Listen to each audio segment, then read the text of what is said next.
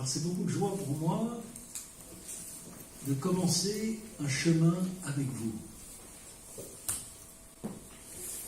L'important,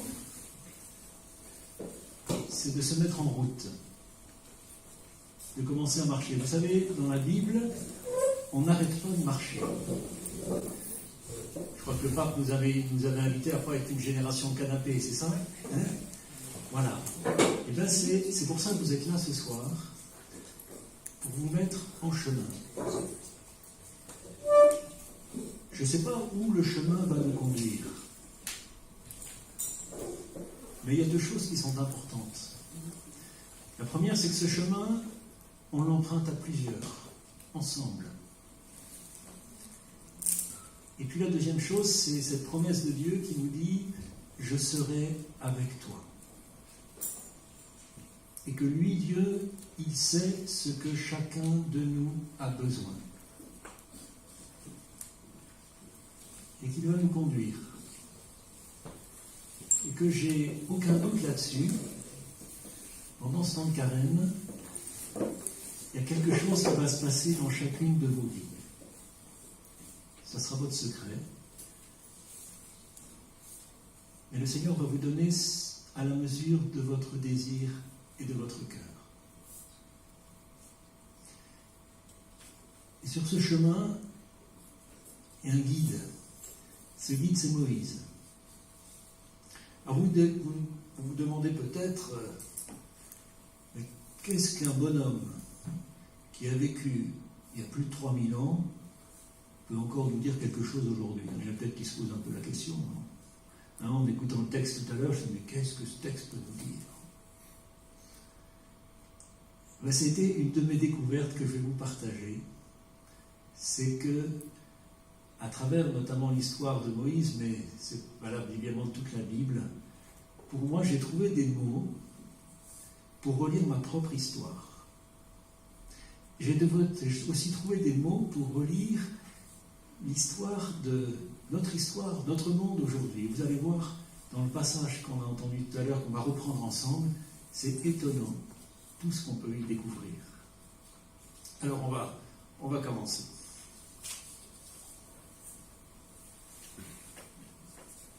Ça commence par cette petite mention-là. Alors Joseph mourut, ainsi que ses frères et toute cette génération. Si on nous le dit au début du texte, c'est que ça doit être important. Est-ce qu'il y en a qu'une petite idée de qui est ce Joseph et ce qui lui est arrivé? Pas forcément, hein.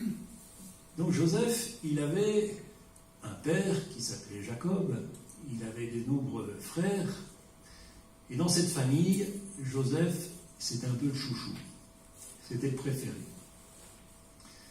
Et comme ça peut arriver dans des familles, évidemment pas dans les vôtres, mais il y avait quelques jalousies. Quelques jalousies. Pourquoi donc Joseph serait-il préféré de son père et pas non? Alors, les frères, ils ont une méthode un petit peu expéditive. Ils décident de supprimer leur frère. Bon, ça, j'espère qu'on ne le fait pas trop dans nos familles. Alors que les frères étaient au champ, Jacob envoie son fils Joseph. Et puis là, il y a quand même un des frères qui a cette idée en disant, plutôt que de le supprimer, on va le cacher dans une citerne. Il sera mangé par un animal sauvage. Et puis voilà qu'il y a une caravane de bédouins, là, des commerçants bédouins qui vont vers l'Égypte. Alors ils se sont dit, mais encore mieux, on va le vendre, on va en tirer profit. Et voilà que les frères vendent Joseph à cette caravane qui, à son tour, va le vendre à l'intendant de Pharaon en Égypte. Et Joseph, c'est quelqu'un d'assez étonnant. Donc très vite, il va conquérir la confiance de Pharaon, et notamment parce que Joseph, il est capable d'interpréter les songes. Et voilà qu'il met en garde Pharaon en lui disant « Attention, tu vas avoir 7 ans de vaches grasses, des cultures super abondantes, mais ça va être suivi par 7 ans de sécheresse. Alors surtout, je t'en prie, pendant les 7 ans de Val-Grâce, fais tout ce qu'il faut pour mettre en réserve de quoi manger les 7 ans qui seront des 7 ans de sécheresse. Pharaon l'écoute et il nomme Joseph comme le superintendant de son royaume. Seulement, qu'est-ce qui se passe? Dans les pays d'à côté, c'est la sécheresse. C'est la sécheresse en Palestine. Et on sait ce que c'est aujourd'hui que l'immigration climatique. Qu'est-ce qui se passe quand il n'y a plus à manger chez nous? On va où? Dans le pays d'à côté. Hein? Voilà, il n'y a rien de neuf. Il n'y a rien de neuf sous le soleil. Alors voilà que le peuple hébreu se dit, mais l'Égypte, c'est le grenier à blé de la région. Là-bas, il y a à manger en abondance, on y va. D'autant plus qu'ils connaissent Joseph. Alors les voilà qui partent en Égypte. Et puis, ça tombe bien, parce qu'ils sont bien accueillis, parce que, justement, Pharaon a besoin d'une main-d'œuvre pas chère pour construire ses temples, ses pyramides, Alors vous pensez, une main-d'œuvre étrangère, on ne la paye pas, elle travaille, ils disent trop rien parce qu'ils n'ont pas envie d'être mis dehors, c'est comme une aubaine. Et donc tout va bien tant que Joseph est là.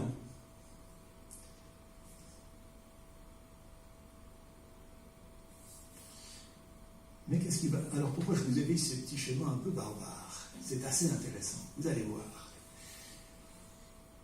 Avant Joseph, il y avait, c'est la figure de droite, Pharaon, qui est le tyran, le despote, qui est seul face à son peuple. Seul face à son peuple. Il n'y a pas d'intermédiaire. Peut-être que ça va vous dire un peu des choses sur ce qu'on peut vivre parfois aujourd'hui. Il n'y a pas d'intermédiaire.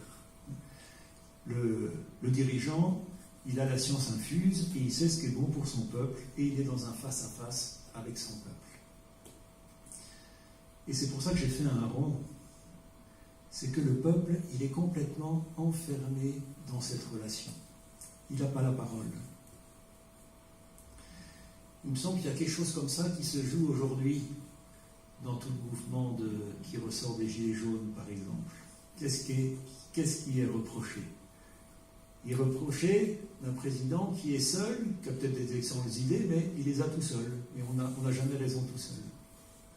Et puis, qu'est-ce qui est reproché? C'est que le président, il n'a pas tellement tenu compte, depuis le début de son septennat, ou de son quinquennat plutôt, il n'a pas tellement tenu compte de ce qu'on appelle les corps intermédiaires, les syndicats, les associations, vous voyez?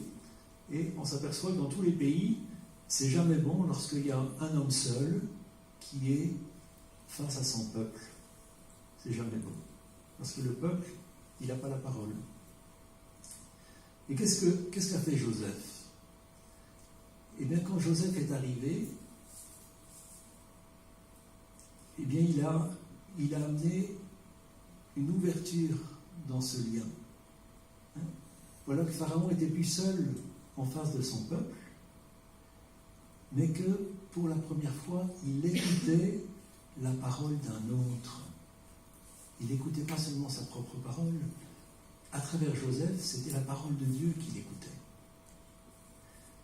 Et c'est très intéressant parce que le texte nous dit que, avec la présence de Joseph, le pays connaît une période de prospérité. Ça veut dire que quand on est dans une relation qui est enfermante avec quelqu'un, c'est toujours source de mort, tandis que quand on se met à l'écoute d'une autre parole, de la parole de Dieu, il y a une fécondité, il y a des fruits. Je vais vous le dire autrement, ça m'a fait penser à ça dans une rencontre que j'ai eue ce matin. Un monsieur qui est venu me voir, qui était en grande souffrance, et il me parle de 2 relations qu'il avait. Une relation avec sa femme. En fait, il s'est rendu compte que sa femme, elle jouait un peu le rôle de mère qu'il maternait. Et puis petit à petit, elle a essayé de le couper de toutes ses relations parce que elle voulait que son mari soit pour elle toute seule.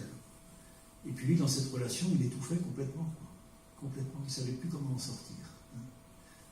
Quelquefois, ça arrive avec... voilà, on voit des mamans ou des papas, on dit, tu es mon petit, tu es tout pour moi. Tu es tout pour moi. Mais on sait que ces relations-là, elles sont jamais bonnes. Parce qu'une relation saine, c'est une relation qui est ouverte à d'autres, Et puis il m'a parlé d'une autre relation avec une personne qui l'a lancé dans son travail, mais justement parce qu'il lui avait donné les clés pour commencer son travail, là aussi il voulait tout pour lui. Et le jour où il a commencé à vouloir travailler un peu seul, sans son mentor, eh bien, les choses ont commencé à se compliquer et entre eux, c'est devenu très, très difficile.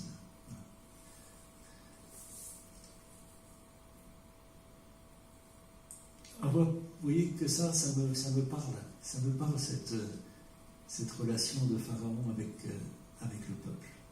Parce que Dieu sait s'il y a des situations comme ça aujourd'hui que l'on peut vivre, soit personnelles, soit collectives.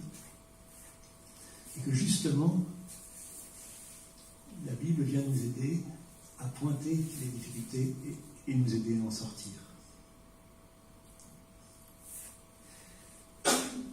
Les fils d'Israël étaient fertiles. Ils pullulèrent, devinrent nombreux et très très forts. Le pays fut rempli par eux.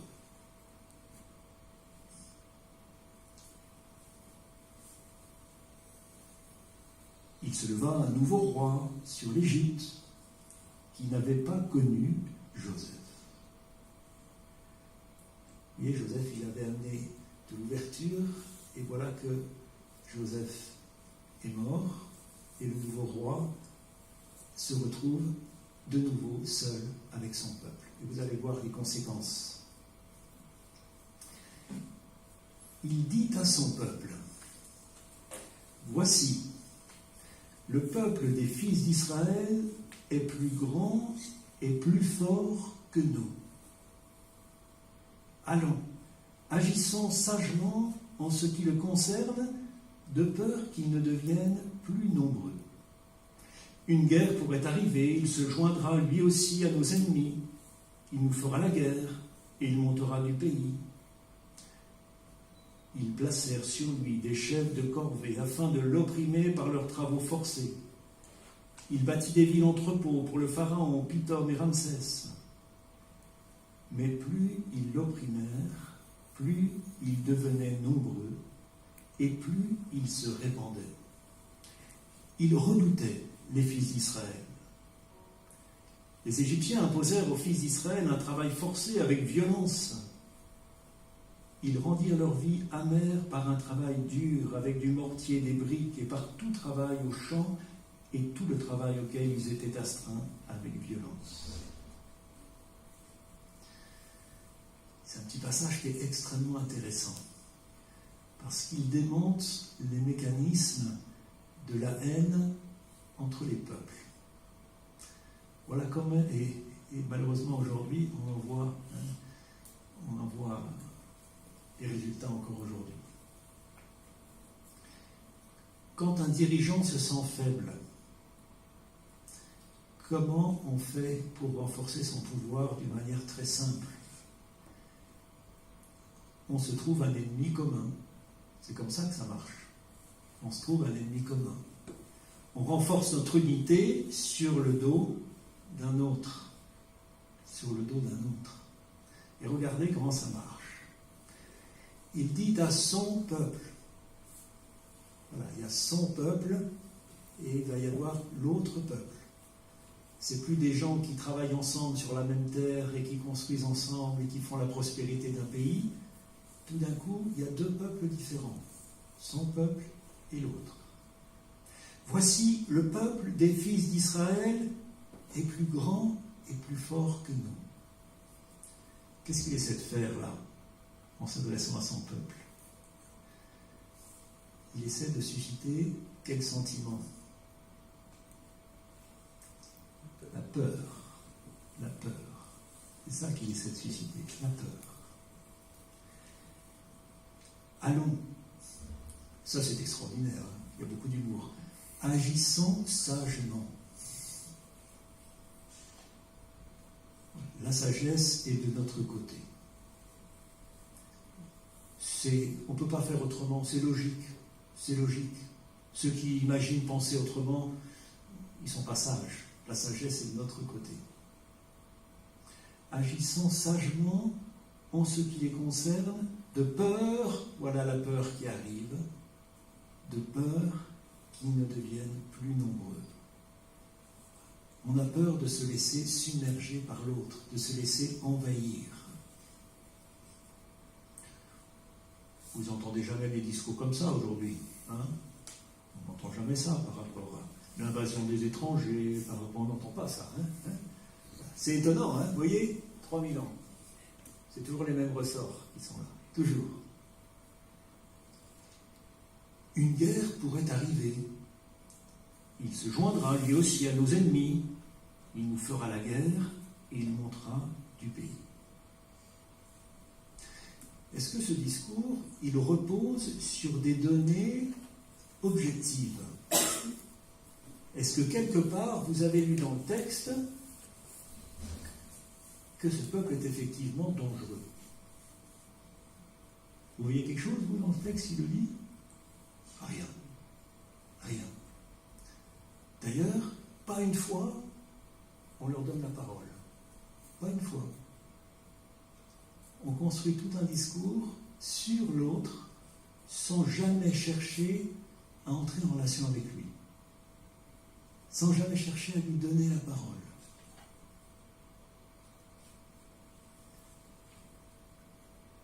Et c'est intéressant parce que combien de discours comme ça cherchent à nous monter les uns contre les autres. Et justement, un des principes, c'est de surtout faire en sorte qu'il n'y ait pas de relation. On construit des murs. Surtout pas de relation entre nous. Parce que s'il y a relation, ça va casser forcément les préjugés. Et donc, c'est toute la stratégie qui tombe par terre. Donc, toute la stratégie, c'est petit à petit de créer la peur pour qu'il n'y ait plus de lien. Ça me parle parce que il y a déjà longtemps, c'était en 96, c'était juste la guerre de Bosnie, qui venait juste de s'arrêter.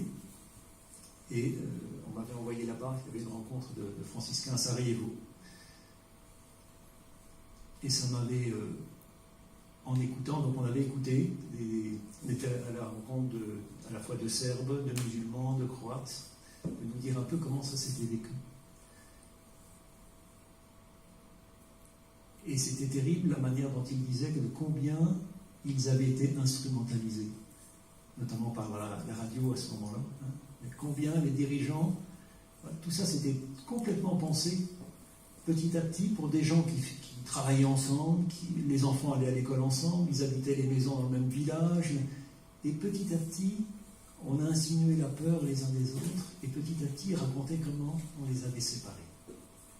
Et ça a fini par ce qu'on connaît encore aujourd'hui, hein, des gens qui sont incapables de vivre ensemble, alors que ça faisait des dizaines d'années qu'ils vivaient ensemble.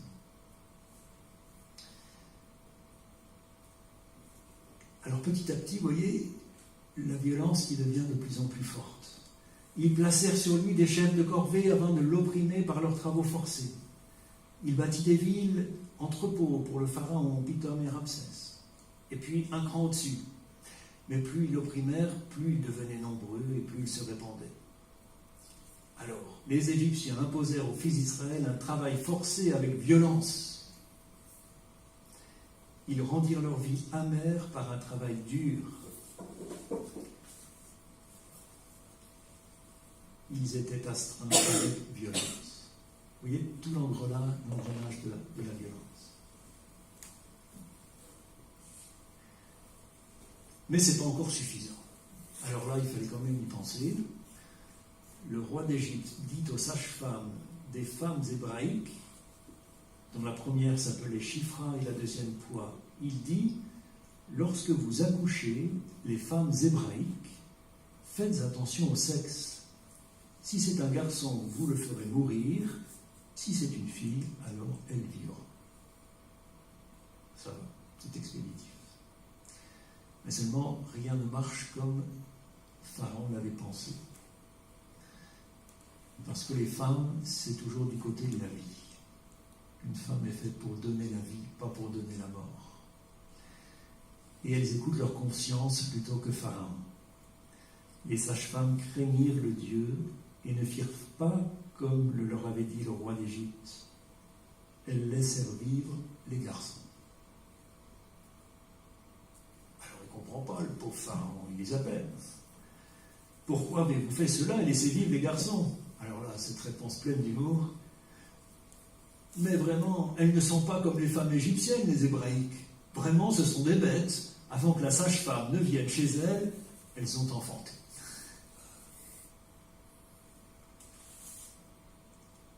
Voilà, ça suffit pas. Ça suffit pas.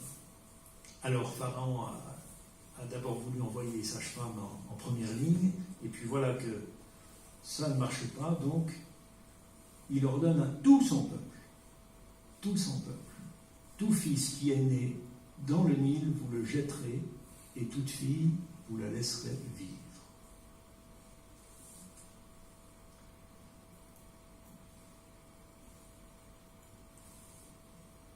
Un homme de la maison de Lévi s'en alla et prit une certaine fille de Lévi. La femme devint enceinte. Elle enfanta un fils et elle le vit. Il était beau. Elle le cacha pendant 3 mois. Lorsqu'elle ne pouvait plus le cacher, elle prit pour lui une caisse de papyrus. Elle l'enduit de bitume et de pois. Elle y mit l'enfant, puis elle l'a mis dans les joncs près du bord du Nil. Sa sœur se plaça au loin pour savoir ce qui lui serait fait.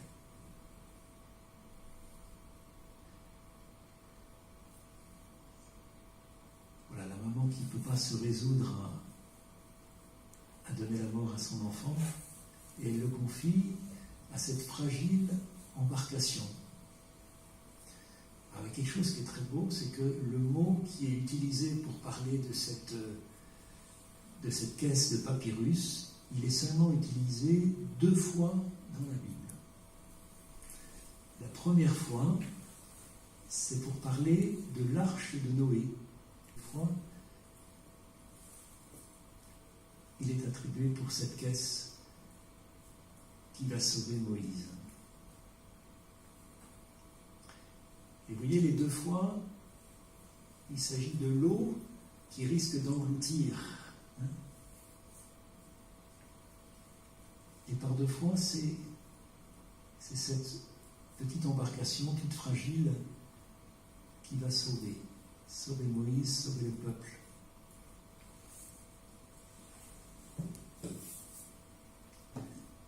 Et Moïse, plus tard,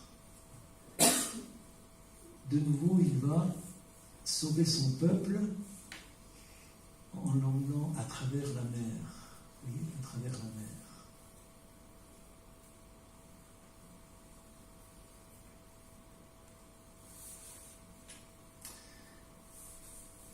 Il y a un frère qui me fait remarquer un jour, et ça m'a beaucoup aidé, ça.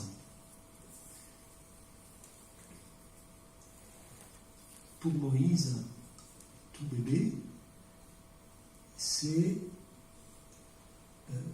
son premier traumatisme.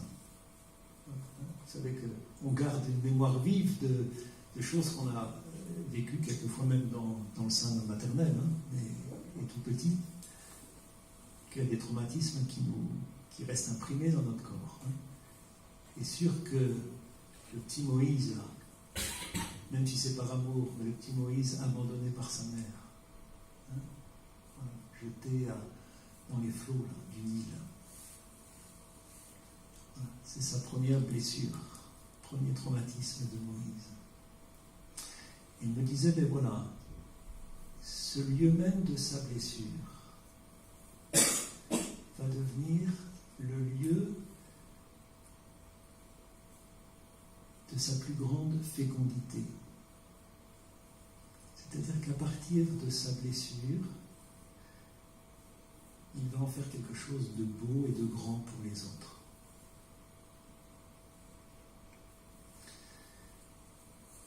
Et il y a un prêtre qui m'avait dit un jour, je n'avais pas trop compris ce que ça voulait dire jusqu'à ce moment-là, puis c'est bien après, hein.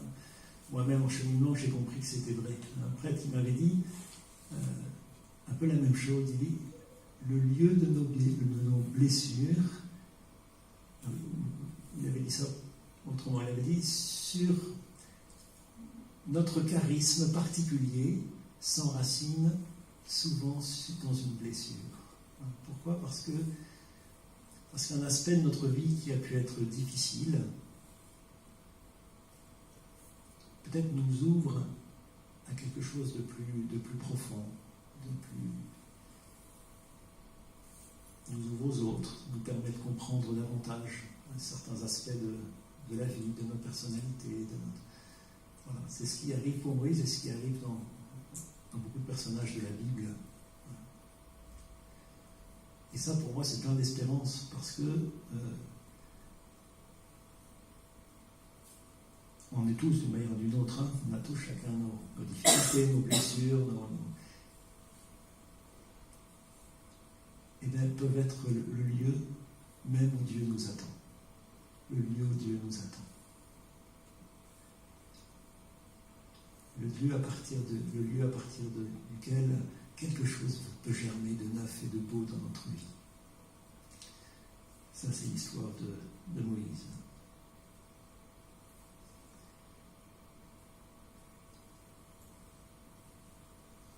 Ce qui est extraordinaire, c'est que lorsque Dieu nous rejoint dans notre vie, c'est jamais comme on l'attend. Dieu nous attend toujours là où on ne le cherche pas. Et souvent on dit, je ne le vois pas, il reste sourd à mes appels. Évidemment parce qu'on ne sait pas le voir, on ne sait pas l'entendre. Regardez comment il intervient ici. La fille du Pharaon descendit pour se lever dans le Nil, et ses suivantes marchaient le long du Nil. Alors elle vit la caisse au milieu des joncs, et elle envoya sa servante. Elle la saisit et l'ouvrit. Elle regarda, lui l'enfant, et voici, c'était un garçon qui pleurait. Elle eut pitié de lui et dit, celui-ci est un des enfants des Hébreux. C'est quand même étonnant ça. La propre fille de Pharaon qui s'approche, et c'est la première fois depuis le début du récit qu'on nous parle d'une relation interpersonnelle. Avant, on nous parlait d'un peuple contre un autre peuple. Et voilà que là, c'est une personne, cette toute jeune fille, qui s'approche avec une infinie délicatesse, qui ouvre cette caisse en papyrus et qui voit l'enfant, qui le regarde, et elle le trouve beau.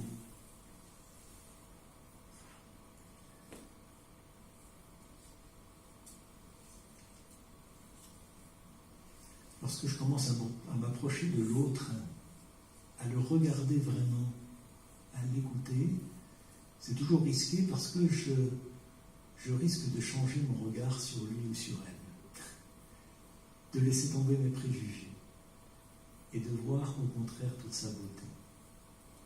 Ça, c'est le vrai regard de Dieu sur nous. Lorsqu'il nous regarde, il est comme la fille de Pharaon, il nous trouve beaux et belles. Est-ce que vous avez déjà pensé à ça ?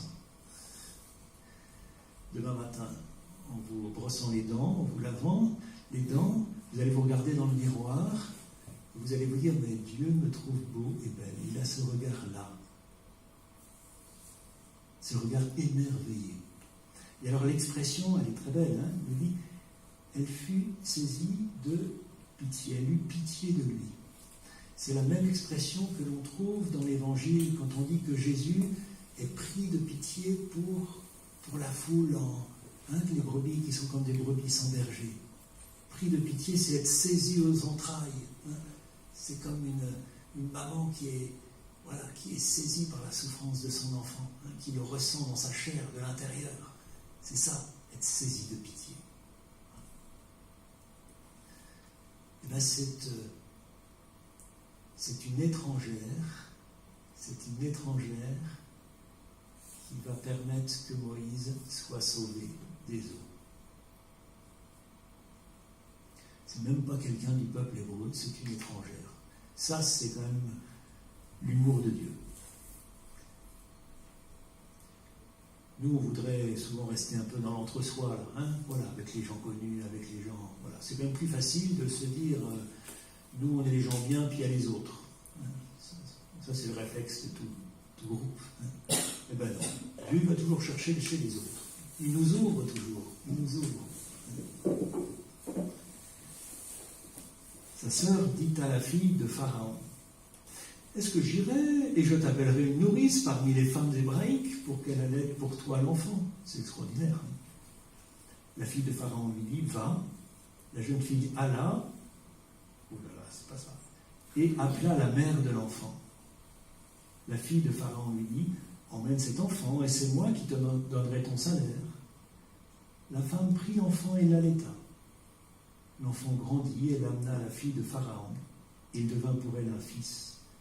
Elle lui donna le nom de Moïse et elle dit, des eaux, je l'ai tiré. Finalement, c'est bien sa mère qui va, les 3 premières années, allaiter son fils, c'est extraordinaire.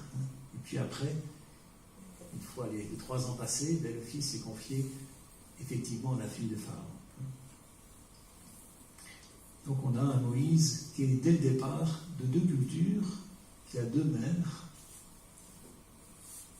On est loin encore des choses, des histoires toutes tracées, toutes droites. Ce que Dieu il fait avec ce qu'on est et avec notre histoire.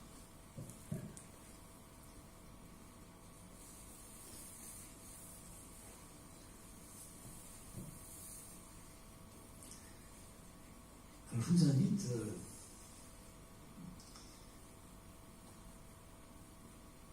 à partir de cet épisode qui pose un peu le cadre là. Mais simplement de ne pas regarder seulement ça avec la tête, mais d'entrer avec tout ce que vous êtes. De vous mettre du côté du peuple hébreu là qui travaille dur sous le soleil, qui souffre de toute cette violence qui petit à petit grandit. De les entendre. Et puis d'entendre peut-être ces peuples ou ces personnes qui aujourd'hui aussi encore vivent cette violence-là. Essayez de les regarder. Vous essayez de prendre un peu de hauteur et puis de regarder ce monde comme Dieu le regarde. Comme Dieu le regarde.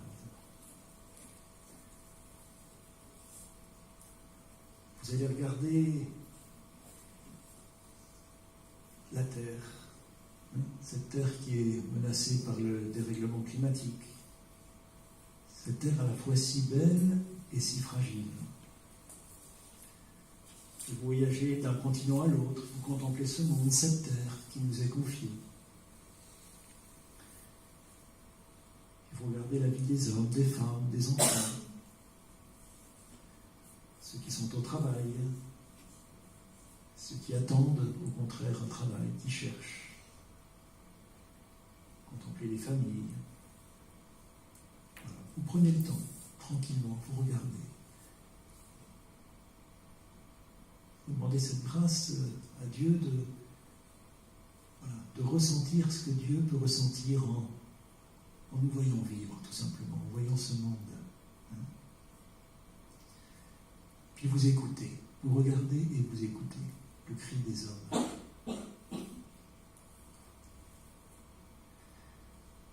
Et puis dans votre prière, vous prenez le temps de faire monter tout ça à Dieu, d'intercéder pour ce monde.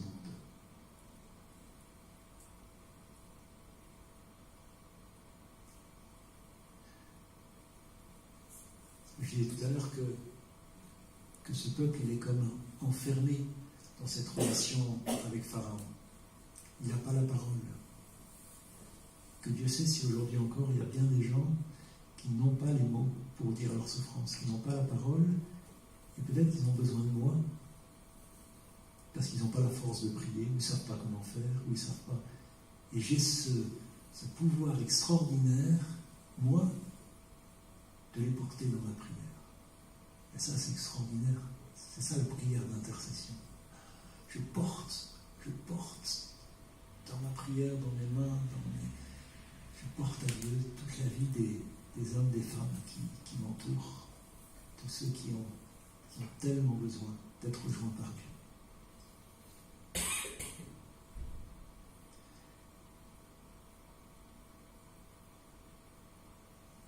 Puis peut-être que dans ma prière cette semaine, je vais découvrir que peut-être moi aussi, j'ai besoin d'être libéré. Voilà. Il y a peut-être des aspects de ma vie, de ma personnalité, qui ne sont pas tout à fait libres. Et que du coup, je le présente ça aussi. Je le présente à Dieu. Je lui dis, écoute, voilà ce que je suis. Comme Moïse, moi aussi, j'ai mes blessures, mes fragilités, mes difficultés.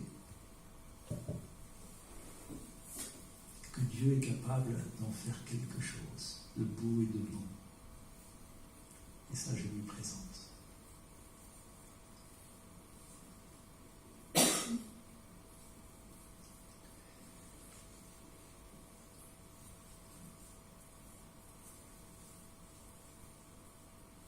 Alors la première fois, quand on n'est pas très habitué à fréquenter un peu le texte biblique comme ça, c'est quelquefois un peu déroutant.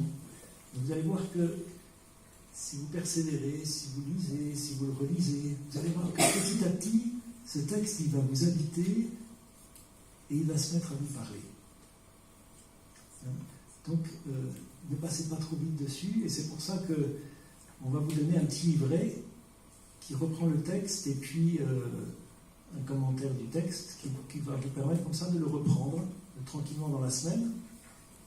Et puis, tous les matins, vous pourrez aller voir sur le site Hosanna et sur la page Facebook, il y a 3-4 lignes tous les matins d'une petite méditation qui vous est proposée pour la journée, pour avancer durant la semaine. La deuxième chose, c'est de faire l'expérience d'une prière régulière.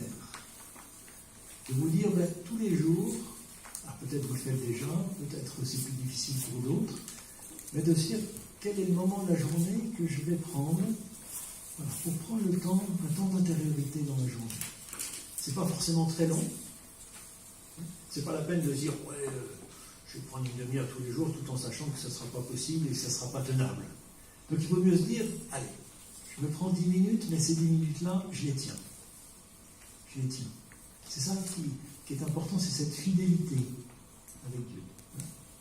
Et puis vous pouvez, durant votre temps de prière, soit vous allez avoir la petite méditation de chaque jour qui va vous être proposée, soit vous allez tomber sur un texte qui vous parle, et puis vous avez envie de le ruminer, et puis de le reprendre, et puis de garder une phrase, et puis voilà, vous le prenez tout.